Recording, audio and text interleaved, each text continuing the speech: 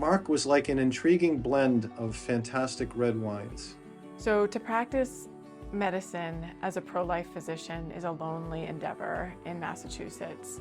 Mark was so committed to the truth of the dignity of each human, and more profoundly to the foundation of medicine, to do no harm and to support the life and well-being of his patients. That commitment just guided everything he did. He never wavered. He was steady in the course in the midst of storms. Massachusetts is a stormy place, and his example really provided inspiration. With assisted suicide laws, you basically take a certain set of people and you say, you're not worth it. And so Mark was wholly unwilling to acquiesce to such a proposition. And in his advocacy, it wasn't just this set of cold talking points. For Mark, it was about people. People mattered in his medical practice, but also in his political advocacy, whether it was on Beacon Hill or otherwise. Mark was so cooperative. No matter what we asked him to do, he just plunged right in. He wrote op-eds, he did podcasts, he did interviews, he testified at public hearings. We had a doctor's day in Massachusetts at the legislature. He participated in that.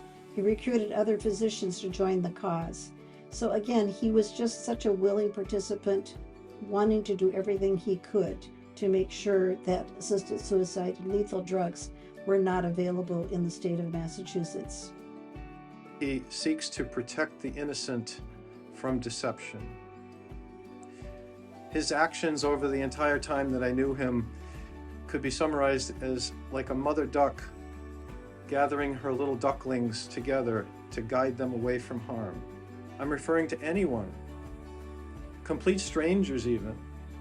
He loved the people in our state, and he wanted to protect them or defend them from the multi-million-dollar media machine, organizations such as Planned Parenthood and Compassion and Choices, or even any state or city government which was not doing its duty. Its duty to what? Its duty to honor human dignity. Mark was trying to protect the people of Massachusetts from those influences. Years later, and would testify with him. I'd often sit next to him, and it could be a little intimidating, whether it was on Beacon Hill or then during the COVID years on virtual. I might get a little nervous in a sea of pro-choicers when we felt like we were the only two testifying for pro-life. He would be cracking jokes to me on the side or just lightening the mood and sort of get me relaxed.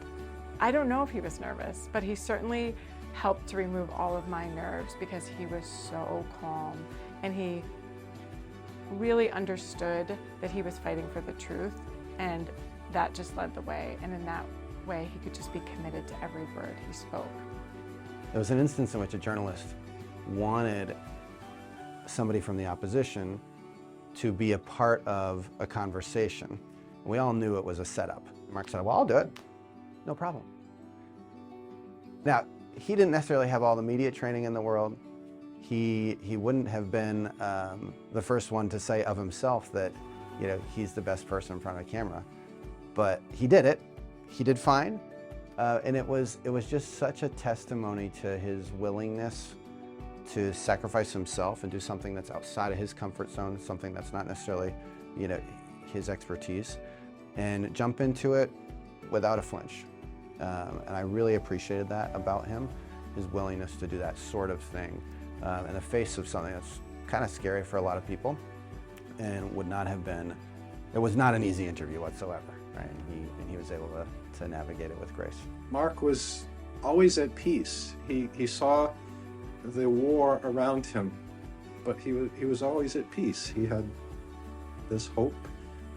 He knew that he was on the winning team, so to speak, but not competition, more just standing up for people that are likely to fall victim to our culture. Sometimes on the conference calls, you know, you have this like 20 people in a conference call, like Mark's grandkid would run through the room, you know?